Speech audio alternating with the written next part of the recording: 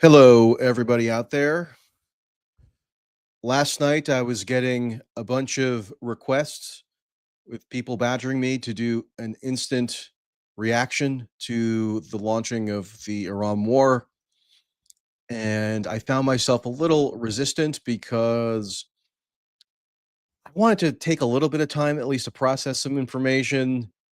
Maybe sleeping on it would be helpful. So, aside from a quick dip into a predictably annoying Twitter space that I was beckoned into, I did resist doing an instant reaction. Other than following along, doom scrolling, I admit that my doom scrolling habits over the past 9 days have been unusually unhealthy. um, I don't know about you guys, but there doesn't seem that to be a lot that I can do psychologically to detach myself from absorbing every minute by minute development when there's a new war being launched in particular, which compounds my already inadvisable compulsion to doom scroll in general. Um, what are my initial thoughts? Well, people might get irritated by this particular angle that I'm choosing to focus on because I don't know, maybe they think that it's petty or it's self aggrandizing or what have you. But I do think genuinely, as far as I can ascertain my own sincere motives, that it is truly vital for people to be aware of how extraordinarily telegraphed and foreseeable this was.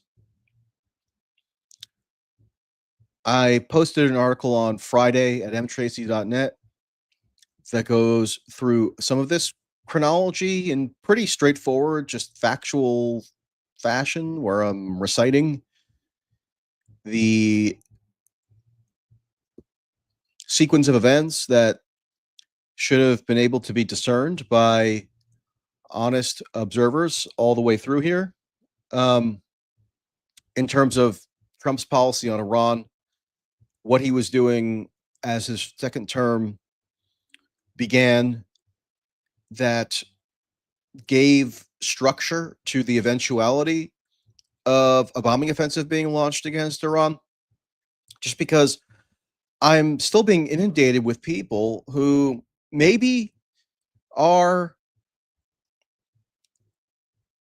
fair-minded or sincere and are claiming that they have been radically deceived and betrayed by this. But if you're claiming that you were deceived, or you're claiming that you were duped or you were misled by campaign rhetoric, and I, as someone who consciously was attempting all the way through contemporaneously in real time to dissect campaign propaganda and distortions and misrepresentations and try to explain to people that they were being deceived, maybe you could sympathize with why it is that I don't find their protestations now of deception to be that credible. Rather, it seems like a lot of these people who are now claiming to have been so grievously deceived were actually participants in the propaganda efforts that created this catastrophically faulty impression of Trump. So rather than like just consoling them or being extremely generous to them, with the exception of people who don't really don't have a platform, like I'm directing my ire to the extent that I'm going to direct it at anybody, at people with like media adjacency in the political world, etc., who do have significant audiences and platforms, who are now going to cry betrayal when they were active participants in the deception that they're now decrying. I don't think that's really excusable. Maybe I have high standards for truthfulness and forthrightness, but that's just my instinct here.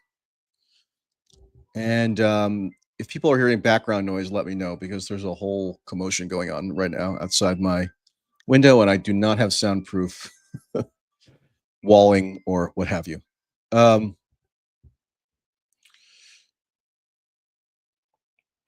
so, for instance, I saw last night there was this guy, Harrison Smith, who I'm just taking one example that happened to float across my transom yesterday. There's this guy, Harrison Smith, who I understand is some sort of like InfoWars lackey. So, you already know right off the bat that whatever epistemic system he's operating within is probably not the most reliable. But he dramatically proclaimed last night, "Welp, I was wrong. I trusted Trump to put America first and avoid the one effing thing that could derail MAGA." Based on his track record, his promises during the campaign, and the abject stupidity of another Mideast war, I thought he knew better. We have been betrayed. Okay, so I don't have myself set up to bring up these clips at the moment. I have to leave in a little bit, so I thought I would just do a quick stream here. I was invited to participate in a debate with this very person, Harrison Smith, in September of 2024. It was about the presidential campaign in Israel. So Kamala, Trump, and Israel. I wasn't arguing in favor of Kamala Harris. As people who have been following me probably know, I, of course, did not vote for Kamala Harris. I didn't vote for Joe Biden. I didn't vote for Donald Trump any of the times that he ran for president. I'm trying to the best of my ability to be an impartial analyst or chronicler of these political figures and use journalistic faculties to explicate that to whatever degree I can to the public. Not that I would never vote for a political candidate or I have a philosophical universal like prohibition against voting for a candidate, but I don't see either Kamala Harris or Donald Trump as warranting my vote. So I didn't vote for either of them. And yet in the online ecosystem, online alternative media ecosystem, which I have always at least partially inhabited, in addition to doing a lot of work with more mainstream organs over the course of my time in journalism,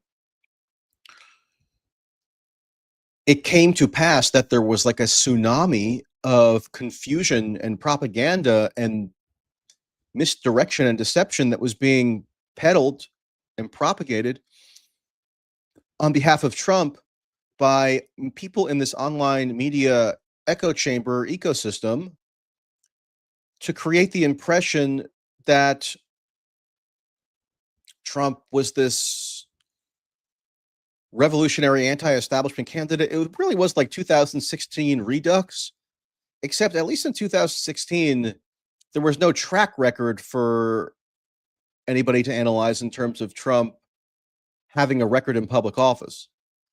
So it was more in the realm of speculation and inference. But in 2024, it was radically different. You had an entire 4 years of data to evaluate from when he wielded power the first time. You had a record of his political activity and public comments and private behavior while he was out of office for the intervening 4 years. And then you had the nature of the campaign, what the influences on it were, the donors, the campaign pledges and policy prescriptions such as they could be discerned. And to continue peddling this narrative really was then at that point just shameless propaganda. And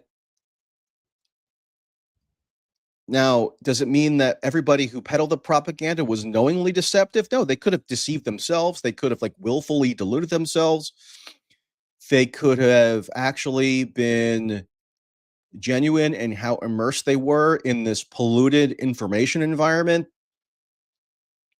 And nobody should be surprised that anybody associated with an outfit like Infowars is inhabiting a polluted information environment. So maybe this guy isn't actually the best example to comment on here, but it just so happened that I did do a debate with him that I was invited to do by Zero Hedge. I'm pretty sure I posted it on my channel uh, in September, or you can find it you can find it pretty easily. Just Google Zero Hedge, Michael Tracy, Harrison Smith. And his basic contention was that Donald Trump had a secret intent to constrain Netanyahu to prevent Israel from obtaining the so-called Greater Israel Project, meaning expanding the territorial holdings of Israel to match this historic or biblical or ideological Zionist ambition of acquiring control over what they consider to be the full Greater Israel region. And he just had an explanation for everything as to why the plainly evident facts and evidence in terms of Trump's record on Israel related policy and his future trajectory about what he would do with respect to Israel was all wrong. And what you had to have was this multidimensional interpretive analysis to understand that he was actually going to be stealthily committed to reigning in Israel. It's just delusion. It was delusion then, it's delusion now. And for people who finally have had the epiphany because Trump took the dramatic step of bombing Iran, there's really some fundamental flaw in the way that these people were processing and promulgating information that I do think has to be addressed. Otherwise, these cycles will just continue to repeat. And look, I did variations of this whole exercise trying to force or engender some degree of accountability when there were other media failures that I've covered and been very intimately involved in. One was the 2016 election. Obviously, the mainstream media at that time gave a dramatically inaccurate portrayal of the 2016 election, the dynamics therein, Trump's appeal, Trump's role, Trump's likelihood to win the election.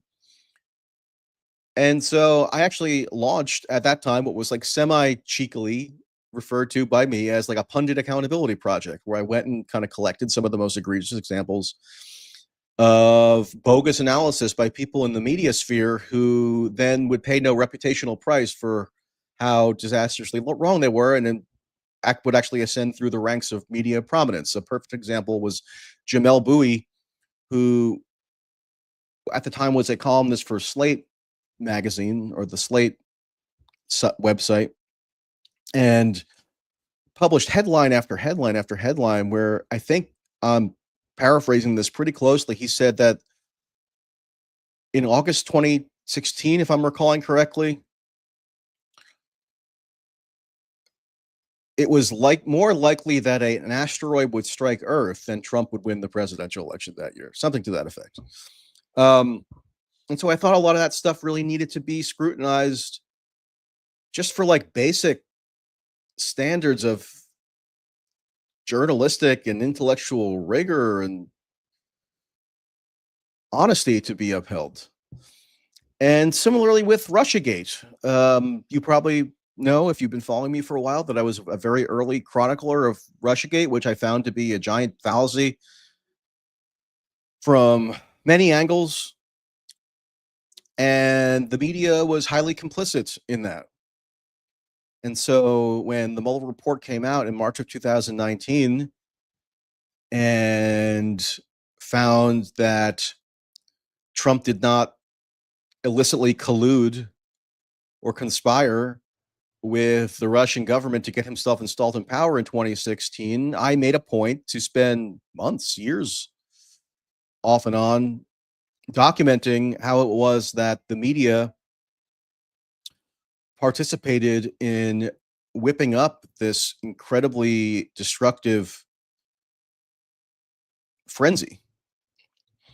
And I consider this current episode in that same pantheon, except one factor that's now different is that the alternative media has gained much more prominence and influence. And so a similar level of scrutiny needs to be applied to them, such as they exist. It's hard to define really what the alternative media is. It's very amorphous. It includes people who obviously do not consider themselves journalists really in any respect. Like, is Charlie Kirk part of the alternative media because he has a podcast? I don't know, maybe. But like anybody can pretty much have a podcast now or a stream. So it's hard to define really as a phenomenon, but you got to do what you can in terms of like gauging who has influence within these circles. And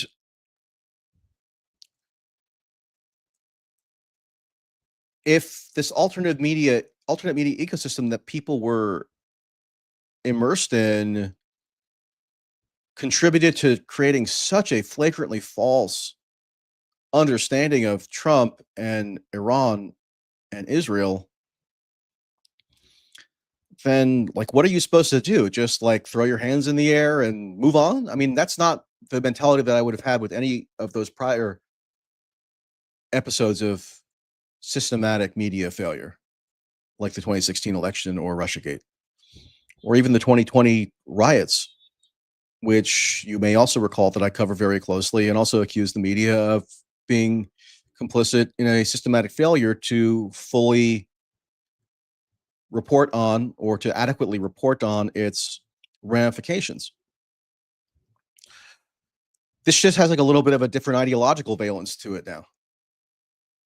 Whereas in those 3 prior episodes, it was mostly seen as me taking on the liberal media or the mainstream media. Now it's more of a targeting of the independent or alternative media that has risen in prominence and reach and was party to an historic, systematic, discrediting failure.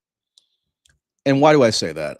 Well, I've gone through it before. I'm not going to go through the entire crime timeline or chronology, but it just is true that, for example, in the 2024 campaign, Trump on numerous occasions came out and openly called at campaign events, during speeches, during interviews, for Israel to be enabled to bomb Iran's nuclear facilities. He was literally calling for the initiation of a new war on the campaign trail. J.D. Vance, in the Seoul vice presidential debate, said, as I believe his first statement, other than his intro, that he endorsed Israel launching a preemptive strike on Iranian nuclear facilities. And the idea was, oh, we were deceived because we didn't know that that would entail U.S. involvement. See, this is where the self-deception or willful self-delusion comes into play, because if you're that ignorant about the nature of the U.S.-Israel relationship, where you would assume that by calling for Israel to launch perhaps the most audacious military offensive in its entire history since 1948, maybe with the exception of 1967, that would be done with the U.S. as just a passive, neutral bystander, that's delusional. Of course, the U.S. would be intimately involved. Even before last night, the U.S. was intimately involved in what at that point was still just an Israeli campaign in terms of the offensive operations, in terms of who was literally dropping the bombs. But Trump came out and said, like the day after that Israeli campaign was launched on June 13th, that the U.S. had obviously full foreknowledge, was coordinating with Israel every step of the way through intelligence sharing, through logistical support. U.S. THAAD missile systems and Patriot systems were expedited to Israel over the past just few months and are being employed to shoot down incoming Iranian missiles into Israel.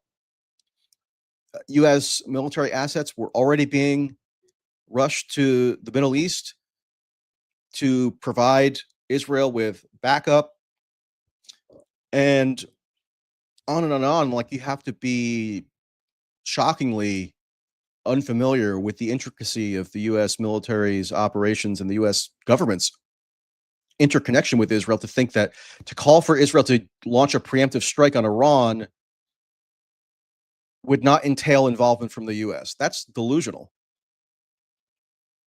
I mean, look how people thought about the Gaza war correctly. That even though it was the IDF dropping the bombs by and large and obliterating neighborhoods constantly and launching this and waging this annihilation campaign, the US was obviously still was party to the war for being its chief arms supplier, providing critical diplomatic and political support to Israel, sharing intelligence, etc. So the idea that this would somehow be different with respect to an even more audacious campaign attacking Iran is the height of inanity. So when people say, "Oh, we were betrayed," Trump didn't keep his promise. He promised explicitly to launch this war. He just did. Now, that was coupled or paired with a whole lot of meaningless platitudes and slogans and general kind of pablum about how Trump, in the abstract, wanted to avoid war or not start any new wars or end wars, or he would prance around with these really foolish imams in Michigan and tell them vaguely what they wanted to hear. And then the imams actually got up on stage with Trump and said he's going to bring peace to the Middle East. So here's how to decipher that and why I think that even if you absorb that rhetoric, you can't, if you're an intelligent person, if you consider yourself a critical observer of American politics and you're not just regurgitating whatever propaganda you hear, which I would hope people in the media would be committed to doing, but apparently not, is you have to distinguish between soothing, comforting platitudes that have no connection to any tangible policy necessarily, such as we're going to end the wars, and actual tangible policy prescriptions such as we're going to enable Israel to launch a preemptive strike against Iranian nuclear facilities. Like the latter is much more instructive as to what it is that you're voting for. Virtually everybody in the abstract likes to gesture toward their vague aspiration of not starting wars, right? I mean, what very few successful political figures openly campaign for starting a war in those sorts of terms. Like, I'm pro-war, not anti-war. Vote for me. Who does that? Not really anybody. I mean, and so the idea is that if you're going to be an educated and critical observer of American political rhetoric, you have to like look a few layers deeper. But a lot of these people in the alternative media just didn't want to. They wanted to be not fulfilling any kind of recognizable journalistic role. And I'm not necessarily holding out journalism as the most sacrosanct and virtuous thing that anybody in the world can ever possibly do. But at least to my mind, it's superior to serving as a partisan functionary where you're constantly dissembling and spinning and using this like bogus multidimensional maximally charitable generous analysis to present people a false depiction of what it is they're supporting. Like if people who consume alternative media and had what they consumed be the primary informer of how they developed their preference for a presidential candidate in 2024, and they received the impression that Trump was promising less bellicosity against Iran, then the information system that they're immersed in is deceiving them. Because, like, it's not that hard to look at Trump's campaign speeches where, for example, he threatens to blow Iran to smithereens. Direct quote. He claims that Iran is trying to assassinate him. His future CIA director is going around agitating for joint U.S.-Israeli strikes on Iran because revenge needed to be gotten for Iran supposedly trying to assassinate Trump and also hacking Trump's campaign emails.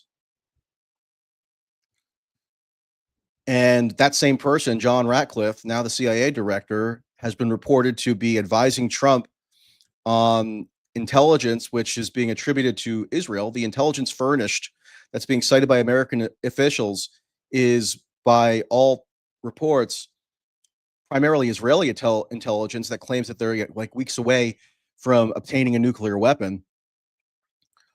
And Ratcliffe is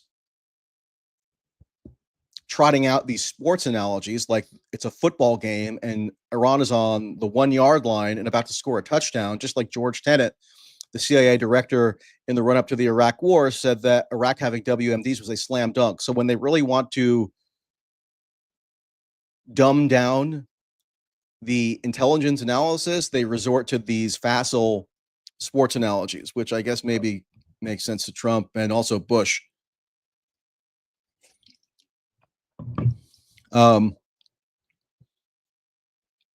So, in other words, just to sort of restate and maybe make it a little bit more clear, if you believed in November of 2024 that you were voting for Trump to ratchet down rather than ratchet up bellicosity against Iran, you were being deluded or you were willfully deluding yourself. Not just because of the campaign rhetoric when Trump said that he was going to accelerate the bellicosity against Iran and also fanatically support Israel even more than the Biden administration had, but because there was a plainly available record 4 years worth in the first administration when Trump ramped up bellicosity toward Iran. I mean, this wasn't a secret. People always claim that he's being manipulated by so-called neocons, or these nefarious interlopers are always leading him astray and beguiling him into foregoing his true and pure instincts. But Trump entered the political realm in the early 2010s as like an aspirational presidential candidate, in part by fixating and bleeding about Iran and how Israel needed to be permitted to do what it takes to take out Iran, and how any genuine diplomatic settlement with Iran was actually a giant betrayal of America or what have you, and that they were getting ready to launch nuclear missiles at American cities. He said all this. He campaigned in the early phases of the 2016 Republican primaries on this idea that he was going to immediately withdraw from the Iran nuclear deal, the JCPOA, because among other things, it allowed Iran to maintain low levels of nuclear enrichment, and it legitimized Iran through this multilateral framework that had been laboriously negotiated by the Obama administration. I'm not saying that it was in every respect above reproach or beyond criticism, but it was a laborious 2+ year process in a multilateral format with Russia, China, UK, Germany, France, and the EU to, in exchange for a certain level of sanctions relief, compel Iran with verifiable checking that it would limit its nuclear enrichment to a threshold, or its uranium enrichment to a threshold that was seen as acceptable for the purposes of civilian endeavors. Trump railed against that. He hosted and co-organized a rally at the U.S. Capitol in September of 2015 with Ted Cruz, denouncing the Iran nuclear deal. Then he got into office and he began to get the ball rolling to eventually withdraw from the Iran nuclear deal. By May of 2018, he withdrew from the Iran nuclear deal. He claimed that it was that Iran nuclear deal, which limited Iran's nuclear enrichment capacity, that was enabling them to pose an existential threat to the United States. And then he barreled forward with a maximum pressure policy. That's what it was called and heralded as, meaning impose the most severe available sanctions on Iran to cripple the country, destabilize the country, impoverish the country, in hopes of eventually creating the conditions for a regime change.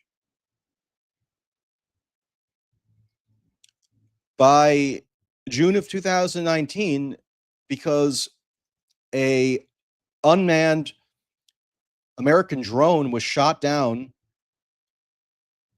it appeared over international waters, but it was disputed. Either way, there was an unmanned drone, US drone, flying around the Persian Gulf in proximity to Iran. It got shot down, and Trump was then, within 10 minutes of bombing Iran, in retaliation for that, and pull back at the last minute, as though that was supposed to be to Trump's credit that he had us all on a knife's edge and was on the cusp of bombing Iran, but then thought better of it at the last possible second. Um, all the rhetoric coming out of the administration, from Trump, from Pompeo, from Bolton, etc., was maximum virulent hostility toward Iran. That then culminated in the Soleimani assassination, which Trump and Pompeo basically manufactured.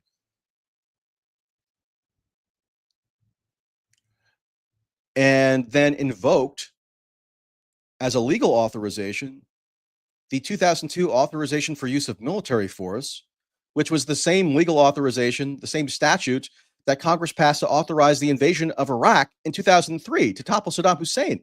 The Trump administration was arguing with a straight face in 2020 that 17 years later, that legal authorization is what endowed them with the authority to assassinate Iran's top general.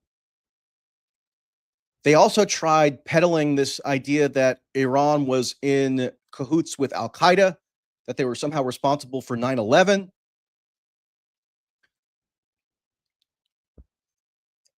And that drone strike assassination then resulted in an Iranian ballistic missile salvo hitting an American military installation in Iraq. Now, was that exchange managed to potentially avoid further escalation? Perhaps, but it was still kinetic warfare between the United States and Iran that Trump essentially instigated. The maximum pressure policy continued throughout 2020. And then Trump is out of office, running again in 2024, and pledges in no uncertain terms to intensify the bellicosity.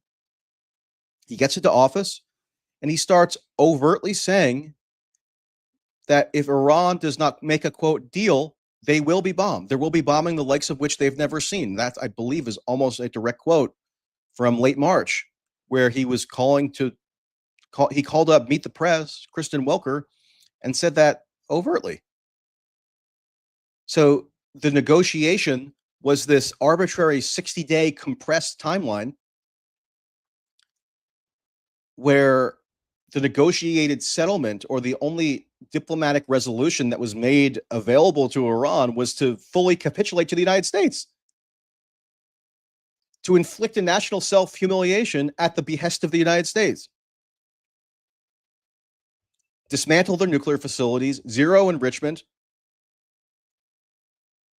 abolish like a core source of national pride that they see as integral to their collective security and prosperity. In order for a deal to be made, they would have had to just submit to this imperious American dictate. And nobody who was rational ever thought that that was going to be a legitimate diplomatic or negotiated outcome. Marco Rubio said just today that he's of the belief that the decision by Trump to bomb Iran was already made when he sent a letter to the Ayatollah on March 7th, sketching out this ultimatum.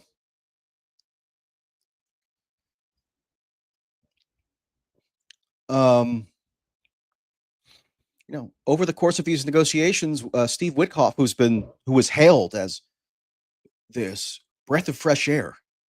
He's not from the blob. He's not from the foreign policy establishment. So he's going to bring new thinking to the conduct of US diplomacy. He's so selfless. He's serving the president because they're these longtime real estate buddies and golf buddies, and everybody should be so grateful for the sacrifice that he's willing to make to end these wars and ward off the warmongers. Like that was the headline in a Tucker Carlson interview with Steve Witkoff from a few months ago. When now turns out, which was discernible all the way through, that this negotiation facade was just a pretext to set up an impossible demand that they knew Iran would never accede to within this truncated, compressed 60-day timeline. And then that would serve as the justification for the initiation of a bombing campaign that all these Republican interventionists and Iran zealots, including Donald Trump, had always essentially wanted anyway. Like, the reason that they all opposed the JCPOA was because it was seen to legitimize Iran within the international system. And they didn't want to legitimize Iran. They correctly perceived Iran as the sole or the main bulwark against Israel, and therefore the US, in terms of hegemonic power projection in the Middle East. And the only solution to dealing with that quandary was to eventually eliminate the Iranian government.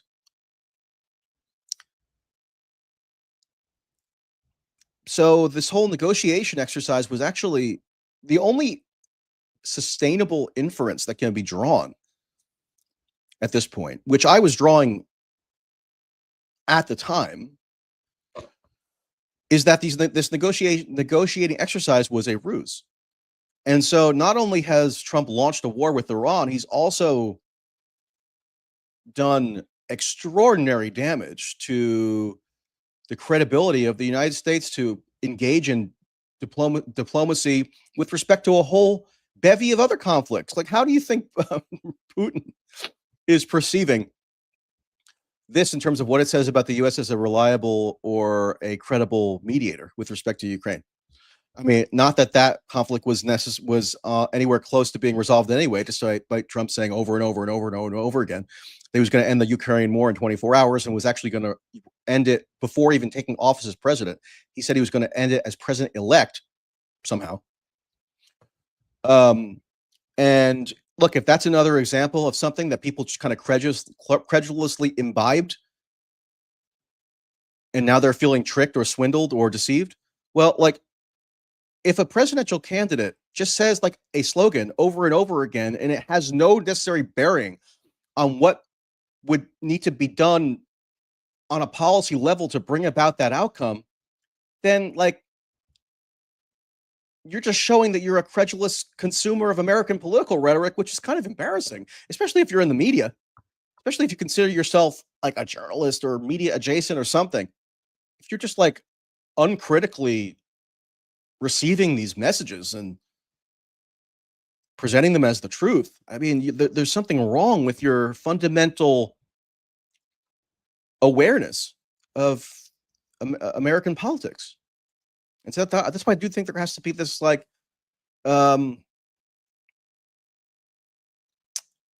autopsy almost of the 2024 election rhetoric. Tulsi Gabbard and RFK Jr. were extraordinarily effective surrogates for Trump in terms of outreach to people who followed or consumed these alternative media information pipelines. And they're going to go down, I think, as I said last night in a tweet, they're going to go down as two of the most effective and yet shamelessly duplicitous political propagandists in recent American history. I mean, it's unbelievable the type of stuff that they would blurt out in support of Trump, which at the time, like anybody who's maintaining a little bit of critical detachment, not to toot my own horn, but including myself, should have been able to judge as nonsense. Like, really? RFK Jr. speaking at the big Madison Square Garden grand finale rally in October of last year and declaring that Trump is going to like dismantle the American warfare state. and then he's just going to bring peace throughout the world. Tulsi Gabbard saying that Trump, a vote for Trump is a vote for peace. A vote for Trump is a vote to end wars. When she personally, when she was running for president in 2020, which, as you might know, I was very intimately involved in covering and chronicling, I knew her well personally.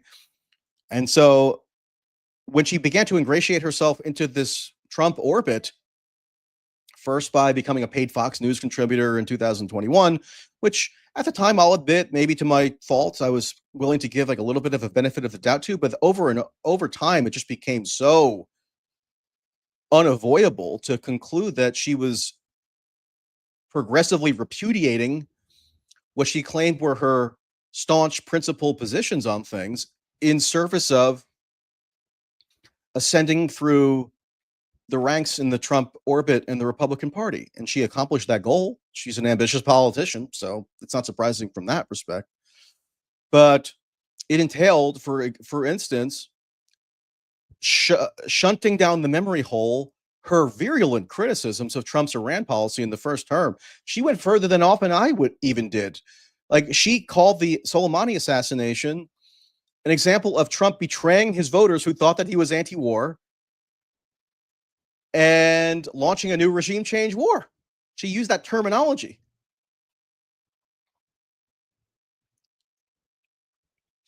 She said Trump doesn't know what the hell he's doing. I still have an audio excerpt of that from one of her rallies in early 2020 when he assassinated Soleimani. She said that it was unconstitutional. She said that it was illegal. She said that it was putting troops in danger. This is what Trump just did last night, is that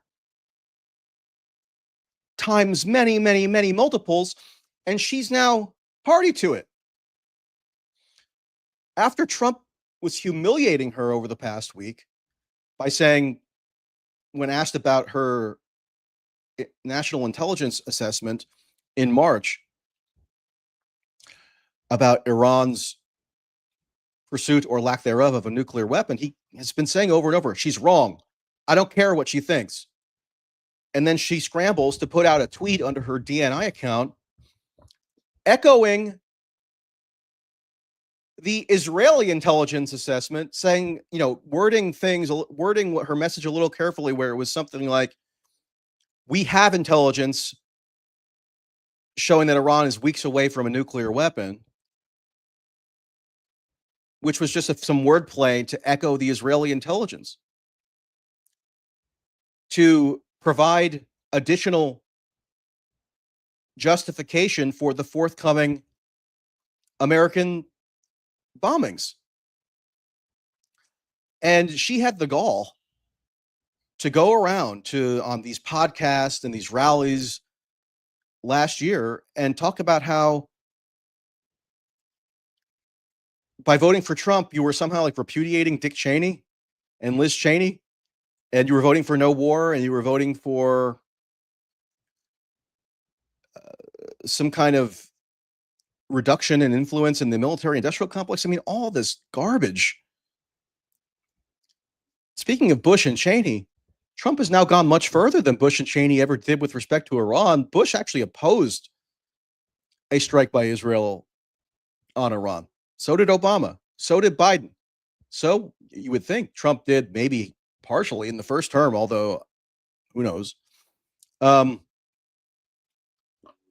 That's why you have all these neocons that people like to vaguely refer to. I don't even use that terminology anymore because it's so obfuscatory. Like, why wouldn't Trump now be a neocon if he's bombing Iran, right? Anyway, like, just forget that term. Like, but the cadre of people that people think about when they use that term, they're all having like the biggest collective orgasm that they've ever had since 2003. And yet Tulsi Gabbard and RFK Jr. were all assuring these alternative media consumers and watchers that a vote for Trump was a vote to expel the reviled neocons from the Republican Party apparatus. I mean, it was a joke. And what did Trump do immediately when he won the election? He appointed people who were ideologically interchangeable with the supposed neocons that he had unfortunately surrounded himself by in the first term. He appointed Mike Waltz, who was a protege essentially of John Bolton, as national security advisor. Marco Rubio is actually more of a committed interventionist than Trump's first Secretary of State, Rex Tillerson, and very much akin to Mike Pompeo. His first nominee for a UN ambassador was Elise Stefanik, who is basically just a carbon copy of Nikki Haley. Now, those personnel shifts, if there have been personnel shifts that have happened over the past few months. We were told that Mike Waltz was fired as national security advisor a while ago because he was supposedly too neocon or too solicitous and collaborative with Israel.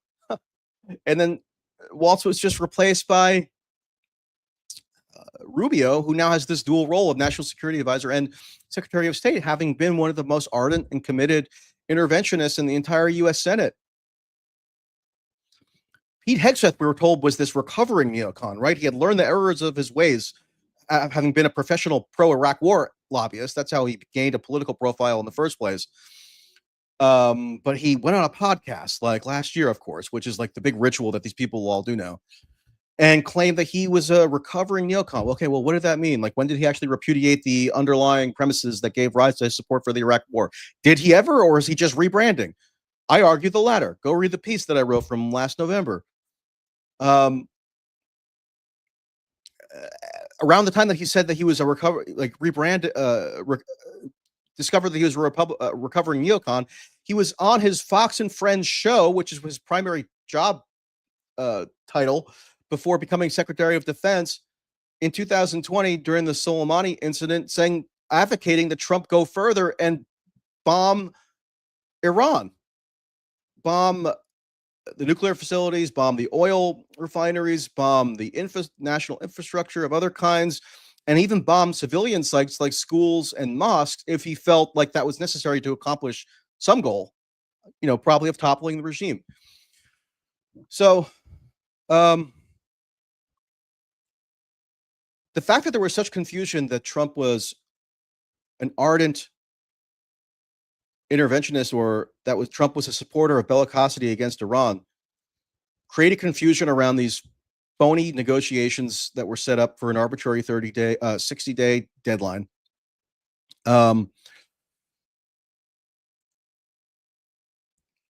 Confused or misdirected people around from realizing that the consensus view in the Republican Party is that legitimizing Iran through negotiations is unacceptable because the regime is so evil. They chant death to America. They captured the American embassy in 1979. Rubio was ranting this morning about the Beirut bombing of 1983 and the fact that American soldiers were killed in IED attacks that were blamed on Iran during the Iraq war. There's this whole long-term narrative that these people have never budged from, Trump included, Republican interventionists, that of course made it so that any negotiations that would be structured in such a way as to give a justification for an eventual U.S. military offensive, except for somehow through the force of Trump's personality or through his threats,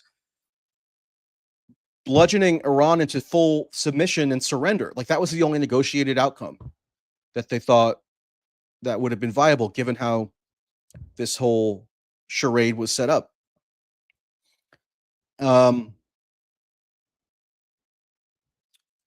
so, yeah, I just think that it's a gigantic media failure. It still needs to be reckoned with. People are not going to be happy about it. There's a lot of people who I'm probably friendly with who I think were complicit in it. Jimmy Dore, who I have nothing personal against, have always gotten along well with him. I mean, somebody sent me a screenshot of an episode that he did a month ago, May, that was entitled, let's see, Trump dismantles U.S. neocon foreign policy with peace and tolerance. I'm sorry, if that's a headline that you put out under your own name as somebody who's claiming to be an anti-establishment media figure or personality,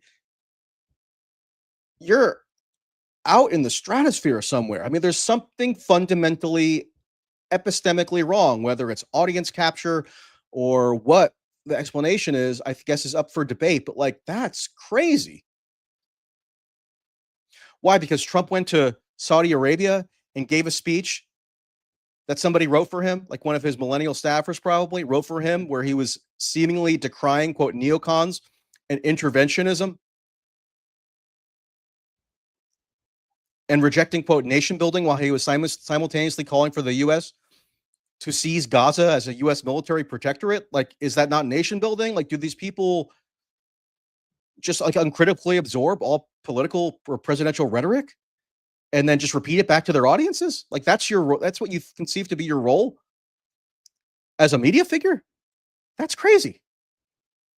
They would have never done that with Joe Biden, and rightly so. But they decided that like credulity was their ultimate duty with respect to Trump.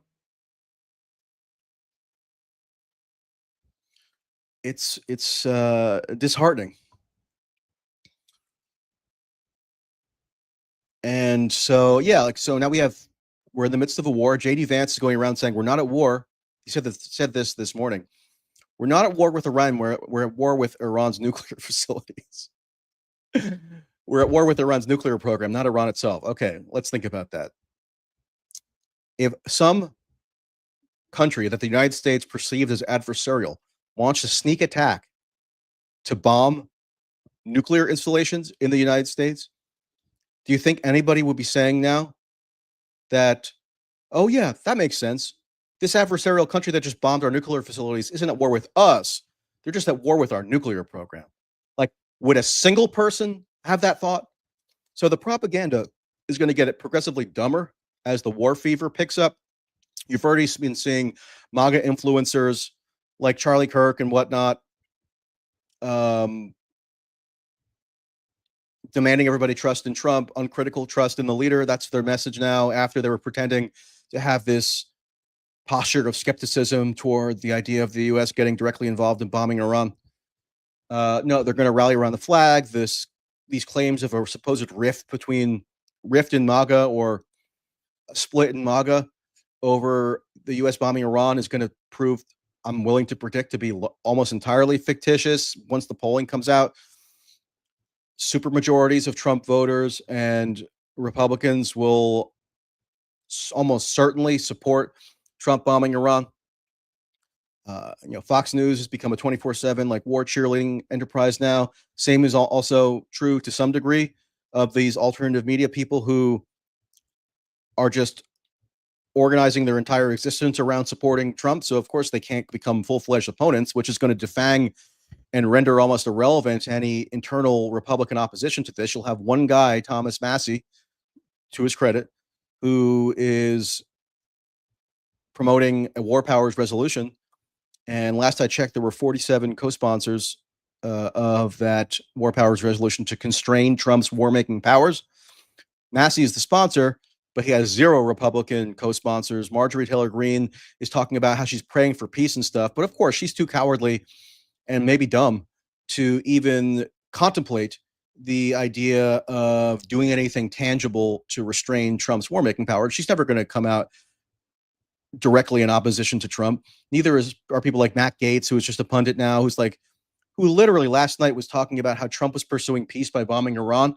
I mean, it's incredible the sheer gumption these people have. It's like they're just stooges. And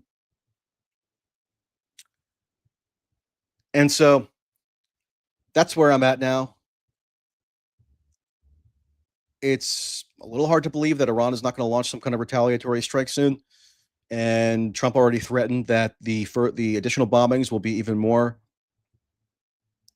destructive.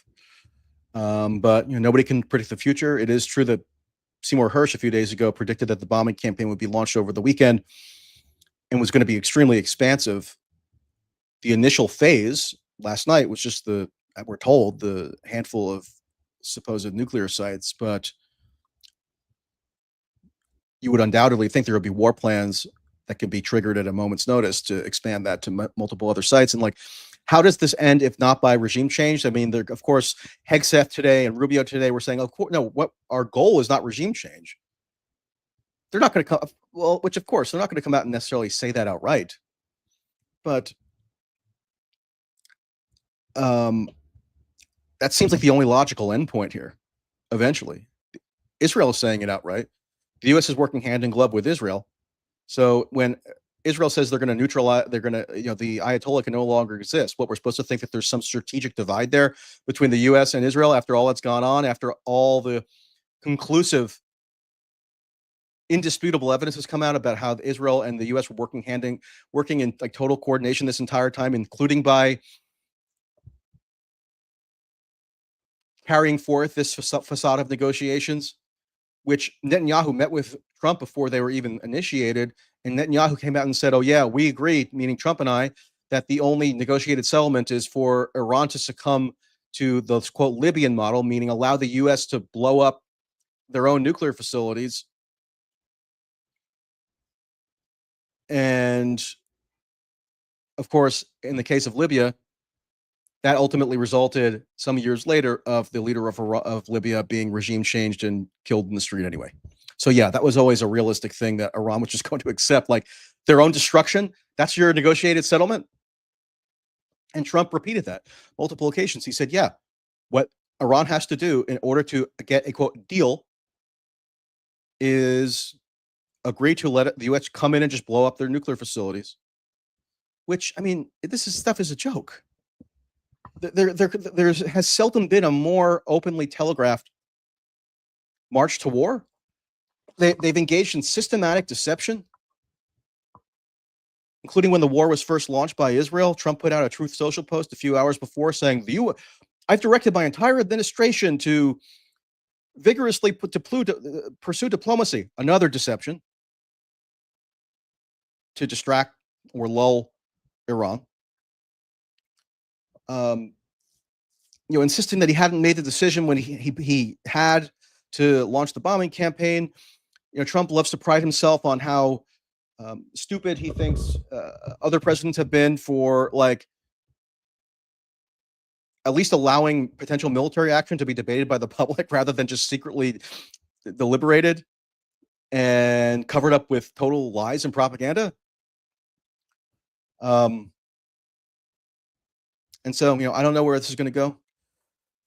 But I just to wrap up, don't let people get away with, or I'm going to choose not to let people get away with, not from a vindictive standpoint, hopefully, although, I can't maybe deny that like deep in the recesses of my mind, maybe there is a little germ of a vindictive impulse, but I'm hoping that's not my guiding motivation. Don't let people get away with. I'm not going to let people get away with claiming that this was all unforeseeable or unexpected or like a pure betrayal, or there was no way for anybody to infer or surmise that something like this was going to be happening. It couldn't have been more openly telegraphed to anybody who was willing to see it. So if anybody has any super chats, if you're watching on YouTube, or any interesting questions, I can't stay on for that much longer. I'm actually heading out in a minute, but